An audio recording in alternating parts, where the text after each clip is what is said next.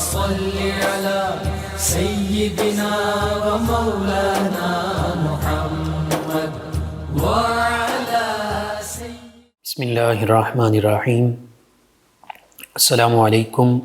ناظرین و سامعین کرام۔ پروگرام یاد الہی دیکھنے کے لیے، یاد الہی کے سابقہ تمام پروگرامز دیکھنے کے لیے، بالخصوص وظائف دیکھنے، سننے، جاننے اور پڑھنے کے لیے آپ ہمارے یوٹیوب چینل یاد الہی یعنی YAADE_E_ILAHI یوٹیوب چینل یاد الہی کو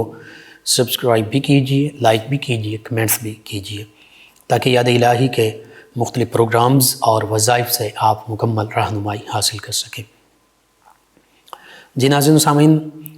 پروگرام یاد الہی میں روزانہ عظیم ہستیوں کے تذکارے پاک کیے جاتے ہیں،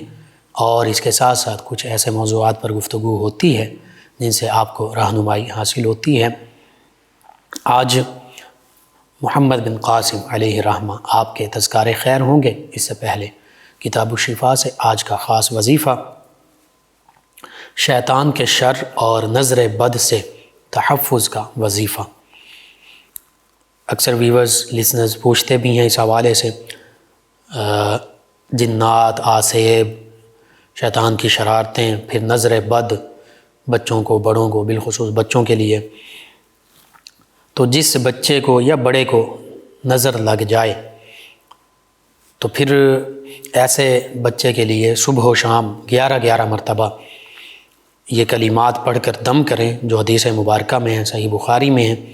تو انشاءاللہ نظر بد کا اثر ختم ہو جائے گا۔ شیطان، جنات، آسیب کی شرارتیں جو ہیں اور ان کا جو شر ہے اس سے بھی اللہ تعالی نجات عطا فرمائے گا۔ دوبارہ سماعت کر لیجئے، جس بچے کو یا بڑے کو نظر لگ جائے تو صبح و شام 11 مرتبہ یہ کلمات پڑھ کر اس پر دم کریں، انشاءاللہ نظر بد کا اثر ختم ہو جائے گا۔ کلمات اور ان کا ترجمہ سماعت کر لیجئے۔ اعوذ بکلمات اللہ التامۃ، اعوذ بکلمات اللہ التامۃ من کل شیطان وہامۃ، من کل شیطان وہامۃ ومن کل عین لامۃ، ومن کل عین لامۃ۔ ترجمہ کچھ یوں: اے اللہ، میں تیرے کلمات کی پناہ میں آتا ہوں ہر شیطان اور سرکش جن سے اور ہر بری آنکھ سے، ہر بری نظر سے۔ تو بہت جامع دعا ہے اللہ تعالیٰ کے کلمات کی پناہ میں آنے کے لیے، ہر شیطان کے شر سے، ہر سرکش جن کے شر سے اور ہر بری نظر سے۔ تو انشاءاللہ بڑے چھوٹے ہر ایک بندہ مومن کے لیے، مسلمان کے لیے یہ فائدہ مند ہے۔ شیطان، جنات اور نظر بد کے شر سے تحفظ کا یہ وظیفہ ہے، اس کو پڑھتے رہیں۔ جنات، آسیب کا مسئلہ ہے یا نظر بد کا مسئلہ ہے تو لازمی پڑھ کر دم کیجئے، اللہ سبحانہ وتعالی شفا عطا فرمانے والا ہے۔ آپ کو ضرورت ہے، ضرور اپنے اوراد و وظائف میں شامل کیجئے، اپنے معمول کا حصہ بنائیے، اپنے اعزہ، اقربا، رشتہ دار، دوست، احباب، پڑوسی، محلے دار، امت مسلمہ تک پہنچائیے۔ میرے آپ کے ہمارے بتانے سے ہمارے کسی بھی مسلمان بھائی، مسلمان بہن، مسلمان فرد کا فائدہ ہوتا ہے تو انشاءاللہ یہ ہمارے لیے بھی دین و دنیا آخرت میں بھلائی، فائدے، نجات اور شفا کا باعث ہوگا۔ اللہ سبحانہ وتعالی ہمیں آسانیاں عطا فرمائے، ہمیں آسانیاں بانٹنے والا بنائے، مشکلات سے ہماری حفاظت فرمائے، آمین۔ جی ناظرین و سامعین، محمد بن قاسم علیہ الرحمہ آپ عظیم فاتح بھی ہیں، اور اس عہد میں آپ کی ولادت باسعادت ہوئی جو تابعین اور پھر تبع تابعین علیہم الرضوان کا عہد مبارکہ ہے، جس کے بارے میں نبی رحمت صلی اللہ علیہ وآلہ وسلم نے فرمایا: خیر القرون قرنی ثم الذین یلونہم ثم الذین یلونہم، کہ فرمایا سب سے بہتر میرا مبارک زمانہ ہے، پھر فرمایا جو اس کے ساتھ ملحق یعنی صحابہ کرام اور تابعین اعظام علیہم الرضوان کا، پھر فرمایا جو اس کے ساتھ ملا ہوا زمانہ ہے یعنی تابعین اعظام علیہم الرضوان اور تبع تابعین اعظام علیہم الرضوان۔ تو اس حوالے سے غالباً آپ تبع تابعین میں شامل ہیں، اور اس حدیث مبارکہ کے مصداق بھی بنے، اس مبارک زمانے کو پایا کہ جو بہترین زمانوں میں سے ایک زمانہ ہے۔ تابعین اعظام علیہم رضوان کی زیارت کرنے والوں میں شامل ہوئے۔ پھر آپ کے قبیلے کا ذکر کیا جائے تو یہ وہ قبیلہ ہے جسے بنو ثقیف کہتے ہیں، ثقفی قبیلہ، طائف سے تعلق رکھنے والا۔ اور اگرچہ ابتدا میں طائف کے لوگوں نے جب نبی کریم صلی اللہ علیہ وآلہ وسلم مکہ المکرمہ سے طائف تشریف لے گئے کہ طائف کے لوگوں کو اسلام کی دعوت دی جائے، اسلام کا پیغام پہنچایا جائے، توحید و رسالت کا پیغام پہنچایا جائے، شاید یہ لوگ اسلام قبول کر لیں اور اپنی دنیا و آخرت سنوار لیں اور اللہ کو راضی کر لیں، تو اس دوران طائف کے لوگوں نے، چند سرداروں نے، چند شریر بچوں کو نبی رحمت صلی اللہ علیہ وآلہ وسلم کے پیچھے لگا دیا، جو معاذ اللہ ثم معاذ اللہ نبی کریم صلی اللہ علیہ وآلہ وسلم پر آوازیں بھی کستے تھے اور پتھر بھی مارتے تھے۔ نبی رحمت صلی اللہ علیہ وآلہ وسلم نے اس مشکل تکلیف اور گھڑی کو بھی صبر کے ساتھ، تحمل اور برداشت کے ساتھ سہا، ان حالات کا بھی سامنا فرمایا، حتیٰ کہ آقا کریم صلی اللہ علیہ وآلہ وسلم جو رحمت للعالمین ہیں، تمام جہانوں کے لیے رحمت ہیں، آپ کے جسم اقدس پر زخم آئے، آپ کے جسم مبارکہ سے خون بہا، اتنا خون بہا کہ آپ کے جو نعلین مبارکہ ہیں، آپ کے جو مبارک جوتے ہیں، ان میں بھی خون بھر گیا۔ آقا کریم صلی اللہ علیہ وسلم پھر ایک باغ میں تشریف لے گئے، وہاں پناہ لی۔ نبی کریم صلی اللہ علیہ وسلم کے ساتھ زید بن حارث رضی اللہ عنہ، اور پھر وہ بھی آقا کریم صلی اللہ علیہ وسلم کا دفاع کرتے رہے۔ اس دوران وہاں موجود ایک غلام، اس نے اسلام بھی قبول کیا، اور اس دوران پہاڑوں کے پر مقرر جو فرشتہ وہ حاضر ہوا اللہ تعالیٰ کے حکم سے، اور اس نے عرض کیا یا رسول اللہ صلی اللہ علیہ وسلم، اگر آپ حکم دیں تو میں یہ طائف کے لوگوں کو طائف کی وادی میں ان دو پہاڑوں کے درمیان پیس کر رکھ دوں۔ تو آقا کریم صلی اللہ علیہ وآلہ وسلم نے اس موقع پر ان کے خلاف دعا نہیں کی، بلکہ بد دعا نہیں کی، ان کے خلاف دعا نہیں کی، بلکہ ان کے حق میں دعا کی، اور وہ دعا یوں تھی کہ اے اللہ، یہ مجھے نہیں جانتے میں کون ہوں، تو انہیں حق کی، ہدایت کی، اسلام کی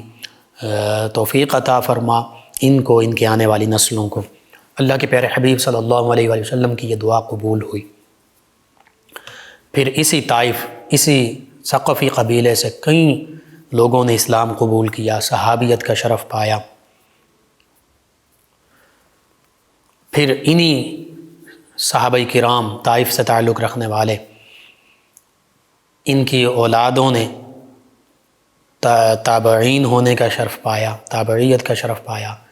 اور پھر یہی سلسلہ تبع تابعین اور یہ سارا۔ تو آقا کریم صلی اللہ علیہ وآلہ وسلم کی مبارک دعا جو ہے وہ مستجاب ہوئی، اور فتح مکہ کے بعد، غزوہ حنین، غزوہ طائف کے بعد، طائف کے اکثر لوگوں نے اسلام قبول کر لیا۔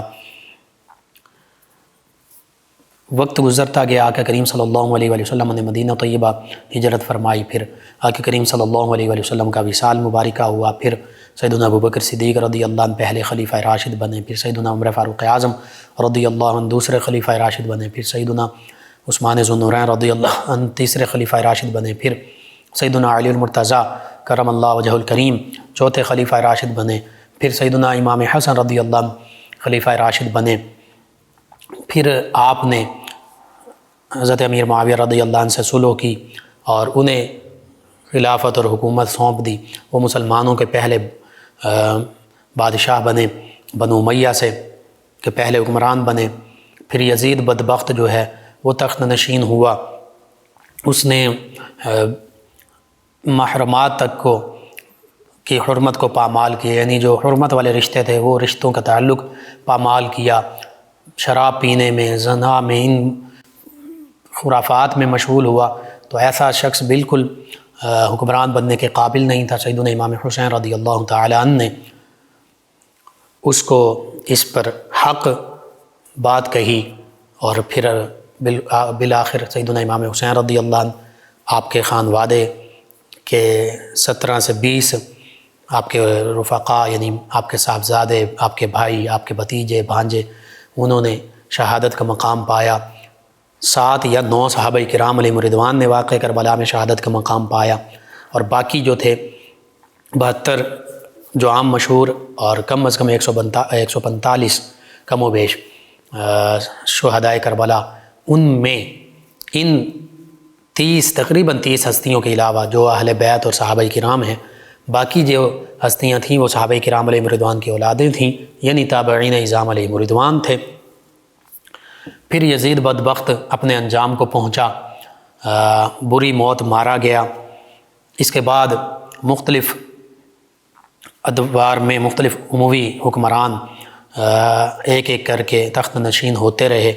یزید کا بیٹا تخت نشین ہوا تو اس نے خلافت اور حکمرانی تخت نشینی چھوڑ دی۔ پھر مختلف مروان بن حکم، ولید بن عبد الملک، اور پھر سلیمان بن عبد الملک اور دیگر لوگ، ہشام بن عبد الملک، مختلف گورنر بھی رہے، حکمران بھی رہے۔ تو جب ولید بن عبد الملک کا دور آیا تو اس دور میں محمد بن قاسم علیہ رحمہ ان کے جوہر نکھر کر سامنے آئے۔ اس سے پہلے آپ کے خاندانی پس منظر کا میں نے مختصراً ذکر کر دیا۔ تو قبیلہ بنو ثقیف سے، طائف سے آپ کے آباء و اجداد کا تعلق، جن میں صحابہ کرام بھی ہیں، تابعین اعظام بھی ہیں علیہم رضوان، اور پھر آپ کے والد جو ہیں ان کا نام قاسم ہے، آپ کا نام محمد ہے، اور پورا نام آپ کا عماد الدین محمد، یہ آپ کا نام ہے، عماد الدین محمد بن قاسم علیہ رحمہ۔ اور حجاج بن یوسف اس کے آپ بھتیجے ہیں۔ اب حجاج بن یوسف جیسے جیسے خلفائے راشدین اور نبی رحمت صلی اللہ علیہ وآلہ وسلم سے ظاہری زمانہ دور ہوتا گیا، ویسے ویسے مسلمان حکمرانوں میں کچھ ایسی چیزیں پنپتی گئیں، جیسے یزید تھا، پھر آگے کچھ اموی حکمران، اور پھر حجاج بن یوسف بھی ان میں شامل ہے۔ سیدنا عمر بن عبدالعزیز رضی اللہ عنہ کو چھوڑ کر باقی اکثر اموی حکمران جو ہیں وہ غاصب تھے، ظالم تھے، اور ان میں اموی حکمرانوں کی طرف سے حجاج بن یوسف یہ عراق کا گورنر تھا، بہت ظالم تھا۔ کئی صحابہ کرام علیہ رضوان کو اس نے شہید کروایا، کئی تابعین اعظام علیہ رضوان کو اس نے شہید کروایا، کئی اللہ کے مقرب بندوں اولیاء اللہ کو جو تابعی بھی تھے ان کو شہید کروایا، حتیٰ کہ آخر میں ایک غالباً تابعی تھے سعید بن جبیر رضی اللہ عنہ، غالباً ان کی سب سے آخر میں شہادت ہوئی حجاج بن یوسف کے ہاتھوں، اور انہوں نے یہ دعا بھی مانگی کہ اللہ میرے بعد کوئی بھی اس کے ظلم کا شکار نہ ہو۔ اللہ تعالیٰ نے وہ دعا قبول کی، اور حجاج بن یوسف یہ پھر اپنے انجام کو پہنچا، ہلاک ہوا۔ اب ایسا معاملہ ہوتا ہے کہ بعض اوقات والد بہت اچھا ہوتا ہے، اولاد اچھی نہیں ہوتی، یا خاندان میں کچھ لوگ برے ہوتے ہیں باقی اچھے ہوتے ہیں، 5 انگلیاں برابر نہیں ہوتی۔ یہ معاملہ تو یہاں تک ہے کہ سیدنا نوح علیہ السلام اب اللہ کے برگزیدہ نبی ہیں، لیکن آپ کا بیٹا کنعان جو ہے اس نے اسلام قبول نہیں کیا، غالباً بیوی نے بھی اسلام نہیں قبول نہیں کیا، تو اللہ فرماتا ہے انہ لیس من اہلک، یہ آپ کا بیٹا یا آپ کے اہل میں صحیح نہیں ہے، آپ کے گھر والوں میں صحیح نہیں ہے۔ اسی طرح یہ معاملہ ہم دیکھتے ہیں، باپ کا معاملہ جو ہے بعض اوقات باپ نیک ہے تو بیٹا اس کے برعکس، یزید کا معاملہ ہمارے سامنے، بعض اوقات ایسا ہوتا کہ باپ بدبخت ہے، بیٹا جو ہے وہ نیک، یعنی بعض اوقات ایسا ہوا کہ جن ہستیوں نے اکرمہ بن ابی جہل رضی اللہ عنہ، اب اکرمہ صحابی ہیں رضی اللہ عنہ ہیں، لیکن والد بدبخت ہے، ابو جہل ہے، اسلام کا، مسلمانوں کا، صحابہ کرام کا، نبی رحمت صلی اللہ علیہ وسلم کا سب سے بڑا دشمن۔ تو یہ ایسا معاملہ ہوتا ہے، بیٹے کے جرموں کی سزا باپ کو نہیں دی جاتی، باپ کے جرموں کی سزا بیٹے کے لیے نہیں ہوتی۔ ہر ایک اپنے اپنے اعمال کا خود ہی سزا بھگتنے والا ہے۔ یہاں پہ بھی یہ معاملہ ہے کہ محمد بن قاسم علیہ رحمہ، والد آپ کا وہ نیک تھا، لیکن یہ چچا حجاج بن یوسف یہ ظالم تھا۔ اور بعض اوقات اللہ تعالیٰ ظالموں سے بھی، یہ حقیقت ہے، اچھے کام لے لیتا ہے، اسلام کے کام لے لیتا ہے۔ اس حوالے سے مختصر سا میں وہ واقعہ اور حدیث مبارکہ اس کا خلاصہ عرض کر دیتا ہوں کہ شیطان جو 3 راتوں تک ایک غریب انسان کی شکل میں سیدنا ابو ہریرہ رضی اللہ عنہ کے پاس آتا رہا۔ سیدنا ابو ہریرہ رضی اللہ عنہ مقرر تھے اس مال غنیمت پر جو کسی غزوہ میں آیا تھا اور وہ لوگوں میں تقسیم ہونا تھا، اس کی رکھوالی کے لیے آپ موجود تھے۔ تو شیطان انسانی شکل میں 3 راتوں تک آیا اور حضرت ابو ہریرہ رضی اللہ عنہ، سیدنا ابو ہریرہ رضی اللہ عنہ سے پکڑ لیتے تھے جب وہ کچھ کھانے پینے کا سامان چرا کر لے جا رہا ہوتا۔ تو وہ بتاتا ہے کہ جی میں غریب ہوں، میرے چھوٹے چھوٹے بچے ہیں تو ان کے لیے لے جا رہا ہوں۔ تو آپ پھر اسے جانے دیتے۔ پہلی رات پھر آقا کریم صلی اللہ علیہ وسلم کی بارگاہ میں صبح حاضر ہوئے۔ آقا کریم نے پوچھا کہ وہ تمہارے رات والے چور کا کیا ہوا؟ تو آپ نے سارا واقعہ عرض کیا۔ نبی کریم صلی اللہ علیہ وسلم نے فرمایا کہ وہ دوبارہ رات کو آئے گا۔ دوسری رات پھر آیا، پھر چوری کرنے لگا، پھر آپ نے پکڑ لیا۔ پھر اس نے یہی عذر پیش کیا کہ جی بچے ہیں، میں غریب ہوں، فاقے ہیں، بچوں کو کھانے کے لیے کچھ نہیں۔ آپ نے جانے دیا۔ آقا کریم صلی اللہ علیہ وسلم نے اگلے دن پھر پوچھا رات کے چور کا کیا ہوا؟ آپ نے پھر سارا معاملہ عرض کر دیا۔ پھر آپ نے فرمایا آج رات پھر آئے گا۔ پھر آیا شیطان انسانی صورت میں، پھر وہی معاملہ ہوا، آپ نے پکڑا، پھر اس نے وہی۔ اب تیسری مرتبہ جاتے ہوئے اس نے یہ کہا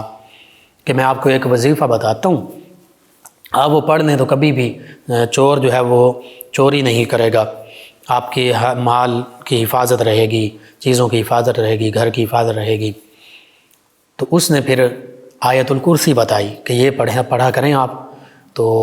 جب پڑھیں گے تو انشاءاللہ کوئی چور آپ کی کوئی چیز چوری نہیں کر سکے گا، اللہ کی حفاظت میں ہر چیز آ جائے گی۔ نبی رحمت صلی اللہ علیہ وسلم کی بارگاہ میں اگلے دن حاضر ہوئے، پھر اسی حوالے سے گفتگو ہوئی تو آقا کریم صلی اللہ علیہ وسلم فرمایا کہ وہ جھوٹا تھا لیکن بات سچی کر گیا۔ شیطان تھا، خود جھوٹا تھا، جھوٹوں کا سردار تھا، لیکن بات اس نے صحیح کی ہے۔ تو اس لیے بعض اوقات ظالموں سے بھی اللہ تعالیٰ اپنے دین کا معاملات کا کام لے لیتا ہے بعض اوقات۔ بہرحال حجاج بن یوسف جو عراق کا گورنر تھا ولید بن عبد الملک کے عہد میں، تو اس نے اپنے بھائی قاسم جو عماد الدین محمد کے والد ہیں، محمد بن قاسم ان کا نام ہے، ان کو بصرہ کا گورنر مقرر کروایا۔ یوں بصرہ میں محمد بن قاسم ان کی ولادت باشہادت ہوئی 695 عیسوی میں، اور یہاں پر پھر بچپن ہی سے قرآن و حدیث اور جو اس دور کے رائج علوم تھے، ظاہری علوم، وہ سیکھے۔ پھر آپ کے والد کا وصال ہو گیا، تو ان کے وصال کے بعد آپ نے جنگی جو فنون ہیں، یعنی نیزہ بازی، تلوار، شمشیر زنی، گھڑ سواری، یہ سارے عسکری جو تربیت ہے یہ آپ نے پائی۔ اور پھر عسکری تربیت پانے کے بعد آپ فوج میں شامل ہو گئے۔ فوج میں شامل ہوئے تو آہستہ آہستہ فوج کے سپہ سالار جرنیل کے کمانڈر کے عہدے تک پہنچے، حتیٰ کہ دمشق میں رہ کر، شام میں رہ کر آپ نے فوج میں مزید اپنی صلاحیتوں کو جلا بخشی، اور پھر فوج کے اعلیٰ عہدے پر پہنچے، اور 15 سال کی عمر میں ایران میں ایک مہم جو ہے اس کی قیادت کی۔ اسی طرح پھر جب 17 سال آپ کی عمر ہوئی تو بنو امیہ کا جو حکمران ولید بن عبد الملک تھا، یہ اس کا دور تھا، اور حجاج بن یوسف عراق کا گورنر تھا۔ تو ولید بن ملک اور حجاج بن یوسف ان کے کہنے پر محمد بن قاسم علیہ رحمہ آپ شیراز یہاں پر بھی مقرر ہوئے۔ شیراز ایک معمولی سی چھوٹی سی چھاونی تھی، ایک چھوٹا سا کینٹ تھا، اس کو آپ نے بسایا، بڑا شہر بنا دیا، اور پھر شیراز کا گورنر آپ کو بنایا گیا کم عمری میں۔ اس وقت آپ کی عمر جو ہے وہ 17 برس تھی۔ اس دوران آپ کی سپہ سالاری، آپ کی جرأت اور بہادری کو دیکھتے ہوئے آپ کو سندھ کی مہم جو ہے اس پر مقرر کیا گیا، اس کا سپہ سالار بنایا گیا۔ اس حوالے سے روایات میں یہ ملتا ہے کہ صحابہ کرام علیہم رضوان بھی مکران، بلوچستان، سندھ کے علاقوں تک تشریف لائے ہیں مختلف مہمات میں۔ تابعین اعظام علیہم رضوان بھی تشریف لائے ہیں، اہل بیت کرام علیہم رضوان بھی تشریف لائے۔ سیدنا عبداللہ بن غازی رضی اللہ عنہ، شاہ عبداللہ غازی جنہیں ہم کہتے ہیں، کراچی میں آپ کا مزار مبارکہ اسی دور سے میں آپ کی غالباً 95 ہجری سے پہلے آپ کا وصال ہے غالباً، یا اس کے بعد اسی ادوار میں آگے پیچھے آپ کی تشریف آوری بھی ہے، وصال بھی ہے۔ اسی طرح مسلمان تاجر بھی عرب میں آیا کرتے تھے، لوگ یہاں پر بسے بھی ہوئے تھے، مسلمان لوگ موجود بھی تھے یہاں پر، تاجر بھی رہتے تھے، کچھ اور علماء بھی رہتے تھے، مختلف طبقات کے لوگ یہاں مسلمان رہتے تھے، آباد تھے۔ تو اس دوران ایک تجارتی قافلے کے حوالے سے ملتا ہے کہ وہ سمندر میں سفر کر رہا تھا مسلمانوں کا، تو راجہ دہر یہاں حکمران تھا سندھ میں، برصغیر پاک و ہند میں۔ تو اس بعد نے یہ بھی لکھا کہ اسی کے زیر سرپرستی وہ ڈاکو تھے جو ملکی سطح پر لوٹ مار کرتے تھے، حتیٰ کہ سمندروں میں بھی بحر قزاقی بھی کرتے تھے۔ تو ان ڈاکوؤں نے وہ بحری جہاز پر حملہ کیا، مال و اسباب بھی لوٹ لیا اور مسلمان خواتین کو قیدی بنا لیا۔ جب یہ معاملہ ولید بن عبد الملک تک پہنچا، مسلمانوں کے حکمران تک پہنچا، تو اس نے راجہ داہر تک اپنا پیغام پہنچایا کہ تمہارے علاقے میں تمہارے لوگوں نے، تمہارے علاقے کے ڈاکوؤں نے، قزاقوں نے ہمارے مسلمان باشندوں پر حملہ بھی کیا ہے، ان کا مال و اسباب بھی لوٹ لیا ہے، بچوں کو، خواتین کو قیدی بھی بنا لیا ہے۔ تو تمہاری یہ ذمہ داری ہے کہ تم ہمارے مسلمان بہن بھائی بچے جو ہیں انہیں بھی واپس لوٹاؤ، بازیاب کروا کر مال و اسباب بھی بازیاب کرواؤ۔ تو بجائے یہ کہ راجہ داہر اپنی اس ذمہ داری کو سمجھتے ہوئے مسلمان تجار، بالخصوص مسلمان خواتین، ہماری مسلمان مائیں بہنیں بیٹیاں، ان کو واپس بھیجتا، اس نے سراسر انکار کر دیا اور کسی قسم کی بھی ذمہ داری لینے سے پیچھے ہٹ گیا۔ اب معاملہ یہ تھا، مسلمان مائیں بہنیں بیٹیاں، مسلمان بچیاں، ان کا معاملہ تھا۔ مسلمانوں کی غیرت یہ کیسے گوارا کر سکتی تھی کہ اپنی مسلمان بہنوں بیٹیوں کو یوں غیروں کے ہاتھ میں چھوڑ دیا جائے۔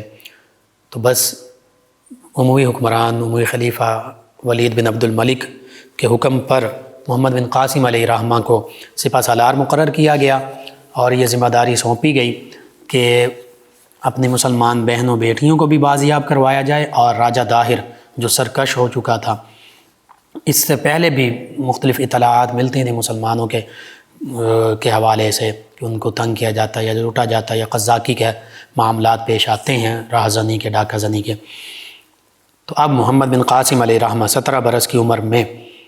وہاں سے چلتے ہیں، عراق سے، دمشق سے، شیراز سے، اور پھر اپنی سپاہ کے ساتھ، فوج کے ساتھ تیزی سے سواریوں پر چلتے ہوئے یہاں سب سے پہلے دیبل، جسے آج کراچی کہتے ہیں، جو سمندر بندرگاہ تھی، یہاں پر تشریف لاتے ہیں۔ بحری قزاقوں سے ان مسلمان بہنوں بیٹیوں کو رہا کرواتے ہیں کہ جن کی فریاد خلیفہ وقت تک پہنچی تھی، حکمران وقت تک پہنچی تھی، اور پھر اس کے بعد راجہ دہر کی فوجوں کا سامنا ہوتا ہے۔ اللہ تعالیٰ یہ سندھ میں فتح عطا فرماتا ہے، دیبل فتح ہوتا ہے محمد بن قاسم علیہ الرحمہ کے ہاتھوں، اور پھر یہ علاقہ دیبل اور سندھ، اور جسے آج کراچی کہتے ہیں، اس کو پھر باب الاسلام کا نام دیا گیا، یعنی اسلام کا دروازہ، یعنی اسلام کی فتوحات جو سندھ سے شروع ہوئیں وہ یہاں سے ہوئیں، باب الاسلام سے۔ اگرچہ اس سے پہلے مکران، بلوچستان اور ان علاقوں تک صحابہ کرام تابعین اعظام علیہم رضوان پہنچ چکے تھے، ان کی حکومت قائم ہو چکی تھی۔ پھر یہاں سے آگے بڑھتے ہوئے آپ ملتان کی طرف آئے اور راجہ داہر کا سامنا ہوا، اور مختلف علاقوں تک اللہ تعالیٰ نے آپ کو فتح عطا فرمائی۔ پھر یہاں سے بھی آگے شمالی ہندوستان کی طرف آپ بڑھنا چاہتے تھے، اس دوران 4 سال آپ یہاں رہے، یہاں پر اسلامی نظام سلطنت قائم کیا، اور عام ہندوؤں کے ساتھ کسی قسم کی کوئی ایسا معاملہ نہیں کیا کہ جس سے کوئی بھی یہ انگلی اٹھا سکے کہ محمد بن قاسم علیہ الرحمہ نے کہیں عام ہندوؤں کو قتل کروایا ہو، نہیں۔ ہاں، جو راجہ داہر کی فوجیں سامنے آئیں، جو تلوار اٹھا کر آئیں، جو جنگ جنہوں نے برپا کی، ان کا قلع قمع کیا، انہیں واصل جہنم کیا، لیکن عام جو اسلحے کے بغیر لوگ تھے، چاہے ہندو نوجوان تھے، ہندو بوڑھے تھے، بچے تھے، خواتین، انہیں کسی قسم کا نقصان نہیں پہنچایا۔ یہی وجہ تھی کہ محمد بن قاسم علیہ الرحمہ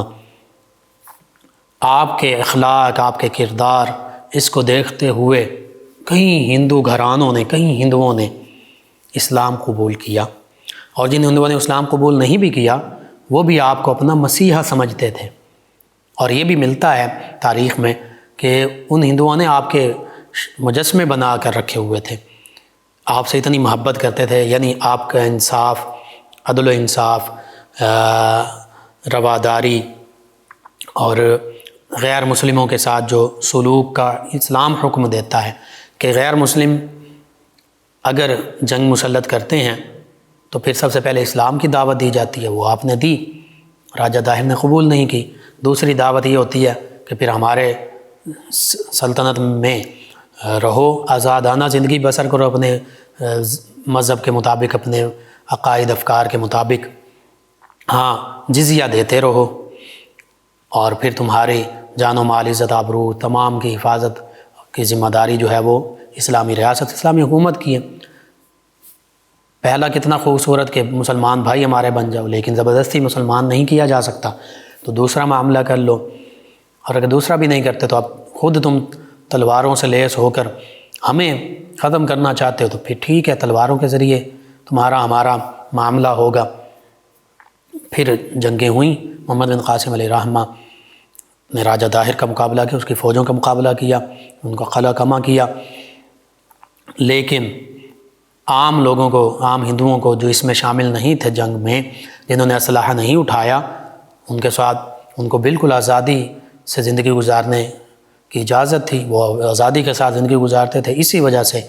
وہ محمد بن قاسم علیہ الرحمہ کو مسیحا سمجھتے تھے۔ اور ایسا بھی معاملہ تھا کہ ہندو مذہب میں، ہندو لوگوں میں بالخصوص جو ظالم ان کے حکمران تھے، وہ عام طور پہ جو نچلی ذات کے جو ہندو وہ سمجھتے تھے، ان کو تو ان پر ظلم و ستم روا رکھے ہوئے تھے،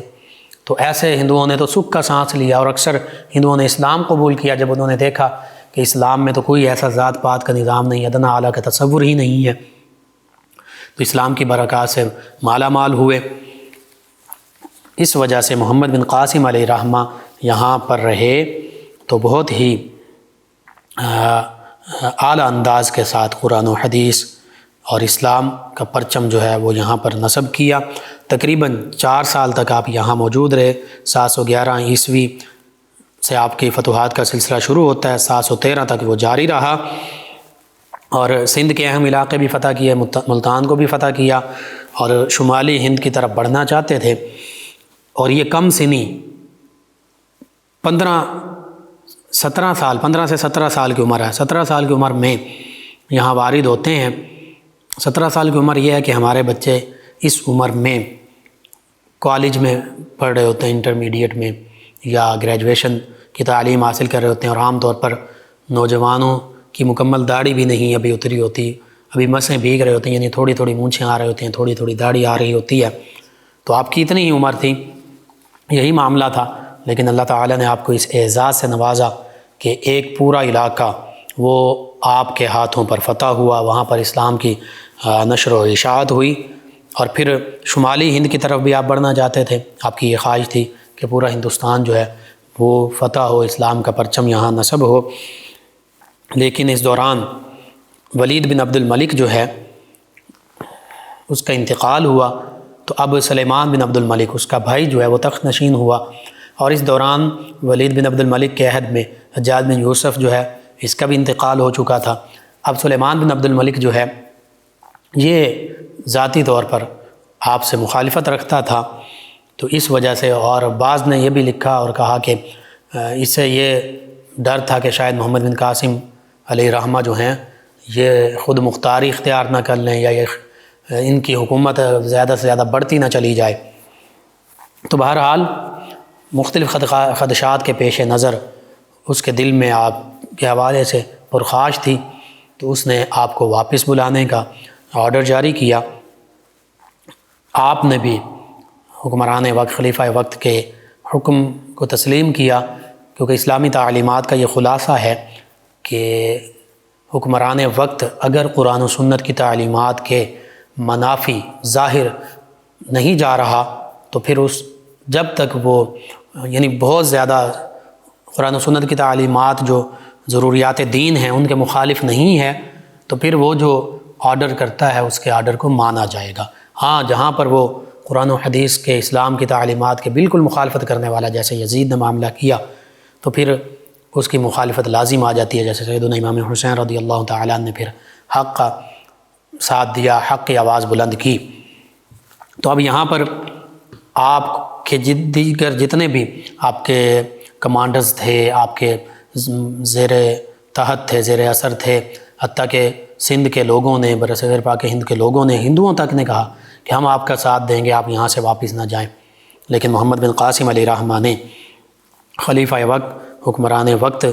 کے حکم کے سامنے سر تسلیم خم کیا اور آپ یہاں سے واپس تشریف لے گئے۔ اگر آپ یہاں کچھ عرصہ اور گزارتے تو یہ حقیقت ہے کہ اسی دور میں اسلام کی تعلیمات اور اسلام کا نظام جو ہے وہ پورے ہندوستان برصغیر پاک و ہند تک پہنچ جاتا، رائج ہو جاتا۔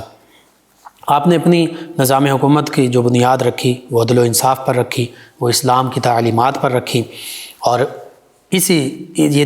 4 سال کے 3 سے 4 سال کے مختصر سے عرصے میں برصغیر پاک و ہند کے بہت بڑے علاقے پر اللہ تعالیٰ نے آپ کو فتح و نصرت عطا فرمائی۔ آپ کی جو فتح تھی وہ سیاسی، معاشرتی، مذہبی، علمی، عملی تمام اعتبار سے بہت سے اثرات کی حامل تھی۔ یعنی اسلامی سیاست، اسلامی ریاست کا تصور، معاشرتی اسلام کا نظام، اسلام کا دینی نظام، علمی اور عملی نظام، یہ اس علاقے میں پنپنا شروع ہوا۔ اور باب الاسلام چونکہ سندھ کو کہا جاتا ہے، آپ کی یہ بڑی فتح جو ہے اسی سے پھر بعد میں دیگر مسلمان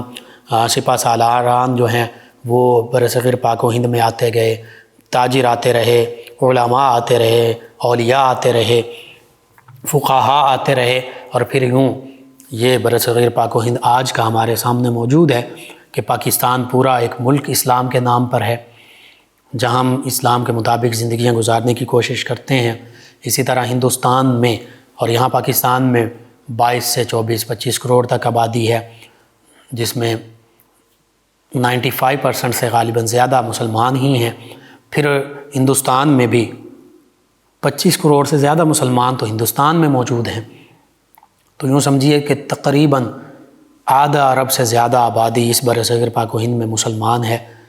تو یہ نبی رحمت صلی اللہ علیہ وآلہ وسلم کا فیضان ہے، اسلام کا فیضان ہے، اللہ کا فضل و کرم ہے، صحابہ کرام، اہل بیت کرام، تابعین اعظام، تبع تابعین اعظام، اور ان جیسی ہستیوں کا یہ فیضان ہے، ان کی کاوشیں ہیں کہ یہاں پر اسلام کا پیغام پہنچا اور لوگوں نے اسلام کو قبول کیا۔ ہم نے جو اسلام ہم تک جو پہنچا ہے وہ بھی انہی تمام ہستیوں کا فیضان ہے۔ بہرحال آپ کی شخصیت اور کردار کا ذکر کیا جائے تو جب آپ سپہ سالار کی حیثیت سے سندھ میں وارد ہوئے تو زبردست جنگی حکمت عملی اور قابلیت رکھتے تھے، انتظامی صلاحیت رکھتے تھے، اور پھر یہاں تک کہ سندھ سے جب رخصت ہونے لگے تو سندھ کے ہندو اور بدھ مت کے لوگ انہوں نے آپ کو خراج تحسین پیش کیا، اور پھر آپ کا مجسمہ بنا کر اپنے خیالات کے مطابق، اپنے عقیدے کے مطابق اپنی عقیدت کا اظہار کیا۔ فتوح البلدان میں آپ کے حوالے سے لکھا ہے کہ محمد بن قاسم علیہ الرحمہ کی شخصیت انتہائی پروکار تھی، آپ کا اخلاق دوسروں کو جلد گرویدہ بنا لیتا تھا، آپ کی زبان شیریں تھی، چہرہ ہنس مکھ تھا، با اخلاق تھے، ایک با ہمت، با مروت، رحم دل اور ملنسار انسان تھے، معاذ اللہ ظالم نہیں تھے، جابر نہیں تھے، بلکہ رحم دل تھے، ہر شخص سے محبت سے پیش آتے تھے، اور جو آپ کے ماتحت جتنے بھی لوگ تھے وہ آپ کی بہت زیادہ دل سے عزت احترام کرتے تھے، اور عام زندگی میں لوگوں میں غم بانٹتے تھے، لوگوں کے غموں میں بھی شریک ہوتے تھے، اور ہر موڑ پر عقل و فراست کو پوری طرح استعمال کرنے والے تھے۔ ہر کامیابی آپ کی راہیں تلاش کرتی تھی۔ آپ کی بلند خیالی اور مستحکم ارادے جو تھے وہ آپ کی کامیابی کی دلیل تھے۔ بہرحال جب آپ واپس تشریف لے گئے تو سلیمان بن عبد الملک نے واسط شہر میں، عراق کا شہر ہے، یہاں پر آپ کو قید کروا لیا، قید کی زندگی گزاری، اور قید خانے میں ہی 7 ماہ کی اسیری قید کی صعوبتیں جھیلنے کے بعد 19 سال کی عمر میں 18 جولائی 715 عیسوی کو آپ کا وصال ہوا، اس دنیا سے چلے گئے، اللہ کی بارگاہ میں حاضر ہوئے۔ تو اگر آپ موجود رہتے کچھ عرصہ اور یہاں تو ظاہری بات اللہ تعالیٰ کی طرف سے مزید، لیکن یہ بھی اللہ تعالیٰ ہی کی حکمت تھی۔ اللہ تعالیٰ نے آپ کو یہ شرف بھی عطا فرمانا تھا کہ اسلام کی خاطر اتنا جہاد بھی کیا، صعوبتیں بھی برداشت کیں، اور پھر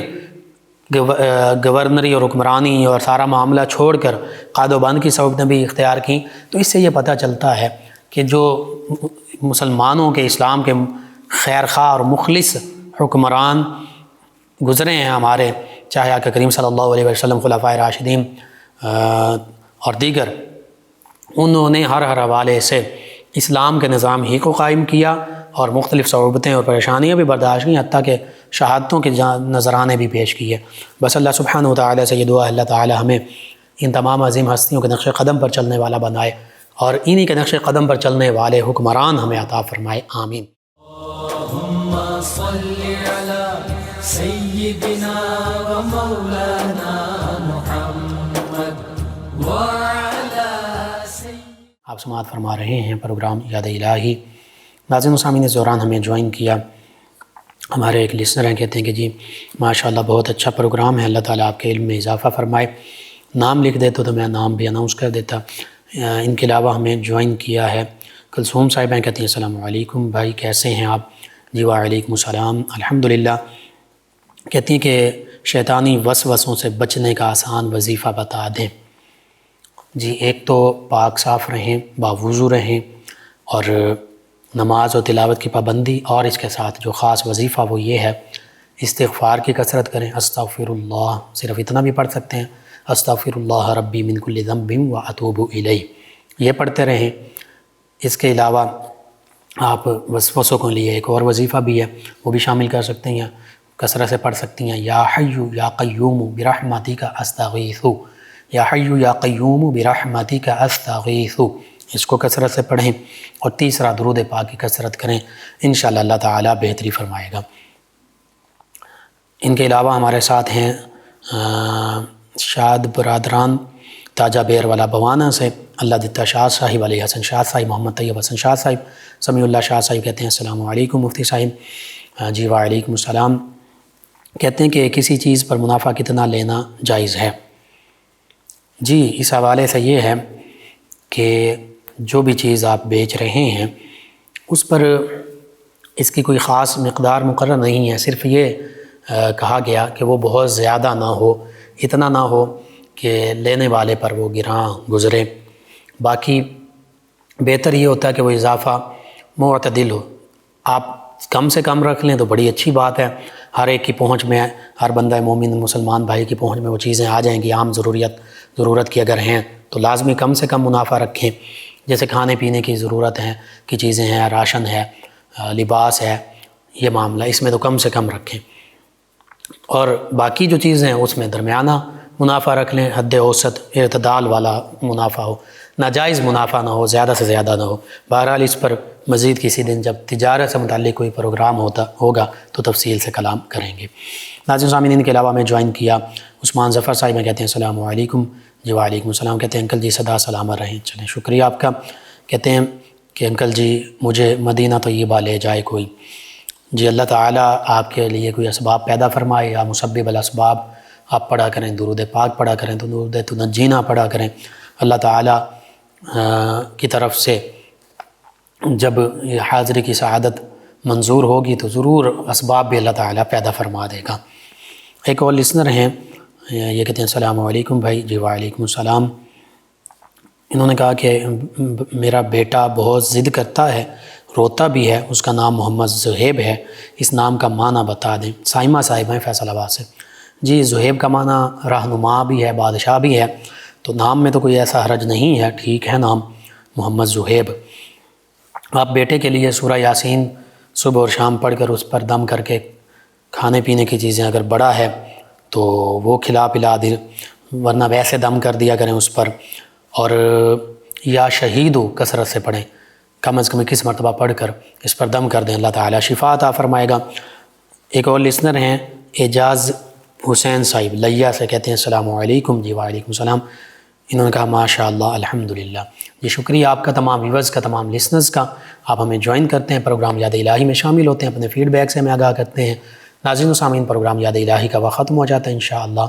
کل صبح دوبارہ آپ سے ملاقات ہوگی پروگرام یاد الہی میں۔ اپنے میزبان محمد لقمان رضا اور ہماری ٹیم کو اجازت دیجیے، اللہ نگہبان۔ اللهم صل على سيدنا ومولانا